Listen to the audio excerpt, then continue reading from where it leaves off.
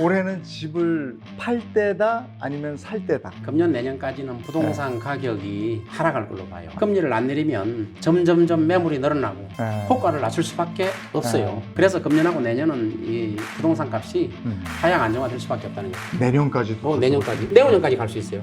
우리나라 지금 빚이 가계부채가 얼마인지 알아요? 3,000조 원이에요. 3,000조 원. OECD의 1위에요. 우리는 가계부채가.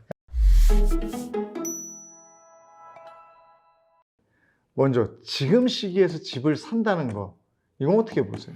지금 굉장히 불확실해요. 불확실해요. 그러니까 이제 부동산 전문가들한테 이제 예측을 많이 물어보잖아요. 네. 집값이 오를 거냐 내릴 거냐. 뭐 10년 후, 20년 후는 예측이 어렵죠.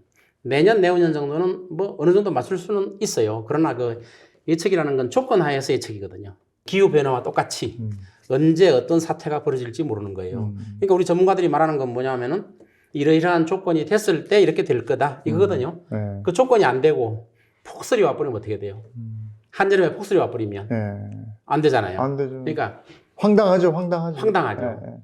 그래서 우리나라 분들은 보통 집 소유 기간이 한 4년에서 5년이라고 그래요. 너무 짧잖아요. 너무 짧. 이사를 너무 자주 다닌다는 거죠. 이사를 자주 다닌다는 거는 집을 갖다 투자 수요로 본다는 거죠. 투자.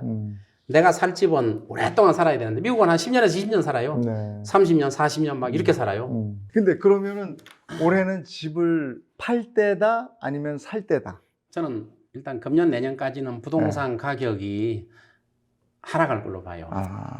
일단 지금 매물이 서울시만 해도 막 8만 6천 개 나왔나 지금? 매물이 뭐 작년에 뭐 7만 개에서 8만 6 매물이 계속 늘어나가요. 그 늘어나는 이유가 뭐냐? 뭐 여러 가지가 이유가 있지만 투자 수요라는 거죠. 투자 수요. 아니면 또 은퇴하신 분들은 집 한 채가 전부인 경우가 많아요. 은퇴하신 분들은. 우리나라는 부동산을 가지고 있는 비율이 전체 자산에서 한 70%, 80% 되잖아요. 그러니까 집이 전부란 말이에요. 대출 받으신 분들은 집이 다일 수도 있어요. 근데 이제 그런 분들이 은퇴를 하시고 이제 수입이 없으니까 집을 팔아서 적은 데로 옮기고 현금 자산을 확보하겠다. 뭐 일본 같은 경우는 부동산이 차지하는 일본이나 미국은 부동산이 차지하는 비중이 한 30% 35%뿐이 안 돼요. 나머지는 다 금융 자산이에요. 근데 우리나라는 거꾸로잖아요. 거꾸로. 그래서 부동산 자산이 한 70% 80% 차지하니까 지금 나오는 물건은 은퇴하신 분들이 자금 확보를 위해서 매물을 내놓는 경우도 있고 또 하나는 투자 수요 있잖아요.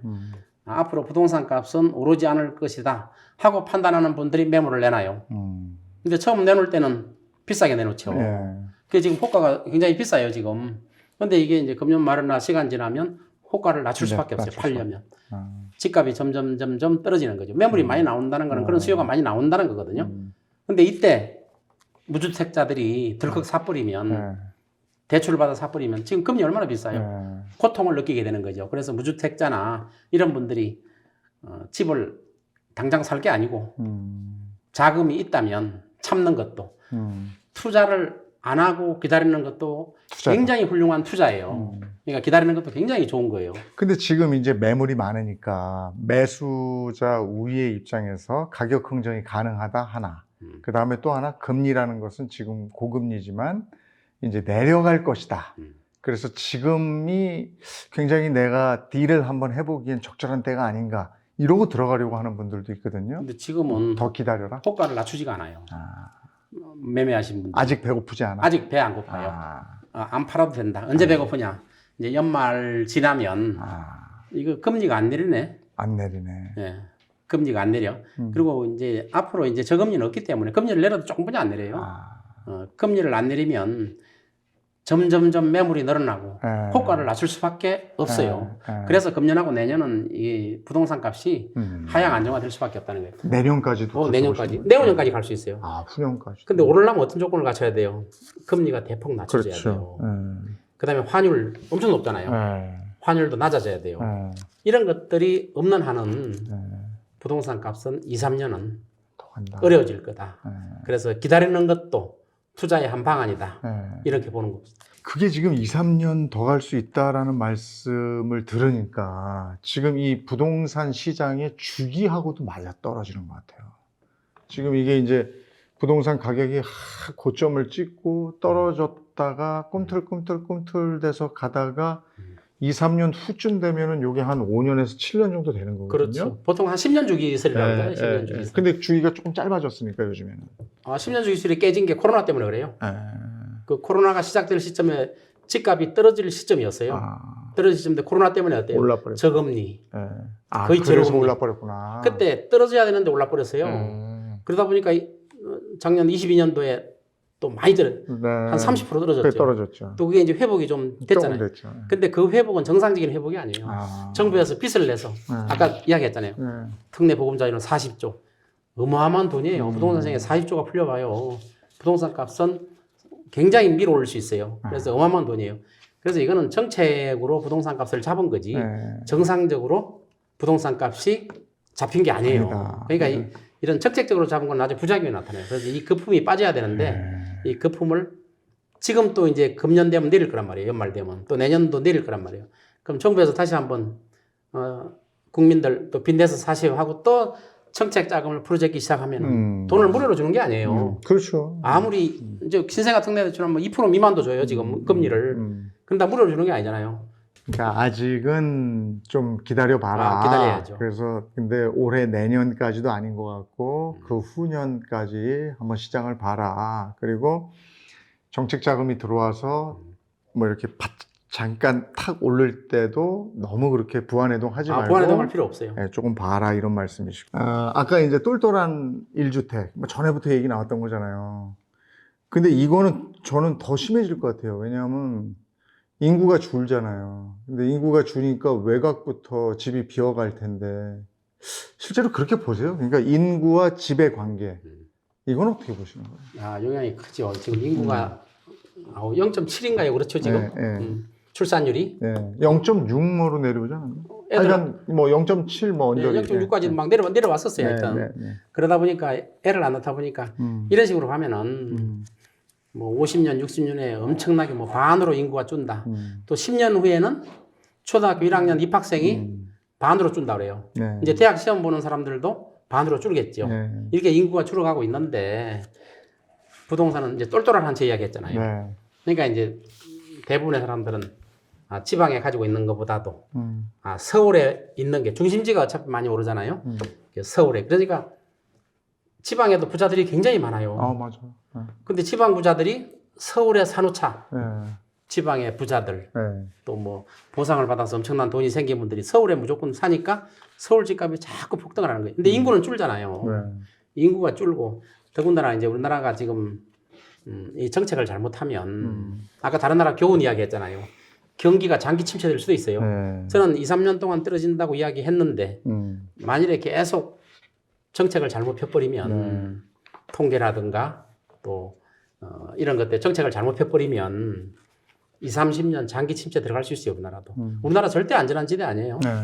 그래서 인구가 계속 줄고 있는 상태에서 또 지금 서울로 몰리고 있는데 만일에 진짜 이런 사태가 나타나지면 안 되지만 일본처럼 장기 침체가 나타난다든가 또 다른 나라처럼 장기 침체가 나타나 버리면 서울, 강남도 안전하지 않게 떨어질 수밖에 없어요.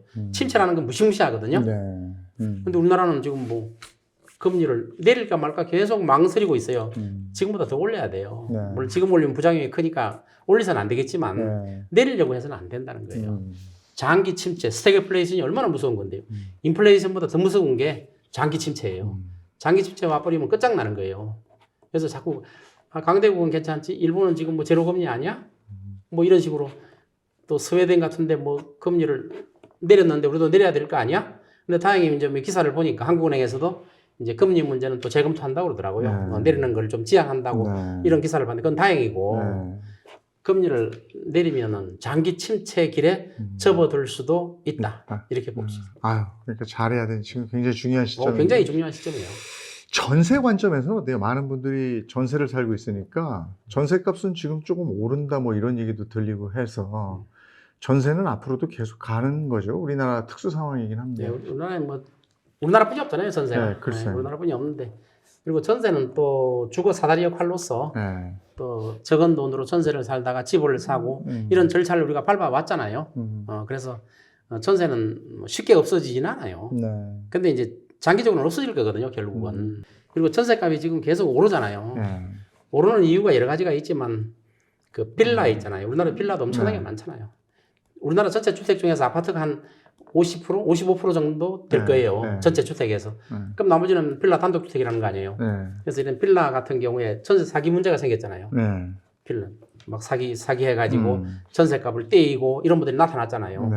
그러다 보니까 빌라에 사시는 분들의 월세 산다든가 또 아파트로 몰려가요. 아파트는 이제 안전하잖아요. 네. 안전하기 때문에 그러니까 아파트 전세가 오를 수밖에 없잖아요. 빌라에 있던 그 많은 분들이 월세를 살더라도 아파트에 살겠다. 그러니까 빌라를 굉장히 우리나라에서는 지금 막 전세 사기의 표적이 돼가지고 네. 아 빌라는 뭐 아유, 살 데가 못 되는가 보다 이렇게 돼버렸어요. 그게 사실은 지금 아파트 전세로 오는 거고. 아파트 전세로 네. 몰려오는 거죠. 네. 전세가. 네. 그리고 또 전세 자금 대출을 해주잖아요. 네. 이 대출 전세 자금을 또 대출해 주면 또 이건 또 희한한 거예요. 물론 전세하는 분들이 자금이 없어서 대출해 주는 건 좋은 현상이지만 전세금 자체가 빚인데 네. 거기다 이걸 또 대출을 해줘. 빚을 또 대출해서 또 빚을 하라. 네. 이게 정부에서 하는 거 아니에요. 아. 그래서 전세금이 오르는 이유가 전세금 대출도 큰 영향을 미치고 있어요. 이게 전세 사는 사람들은 이거 대출해 주니까 고맙긴 한데. 엄청 고맙죠. 이게 또 전체로 봐서는. 전체를 봐서는 네, 부동산의 부작용 현상이. 엄청난 부작용이 생길 수 있어요. 우리나라 지금 빚이 가계부채가 얼마인지 알아요?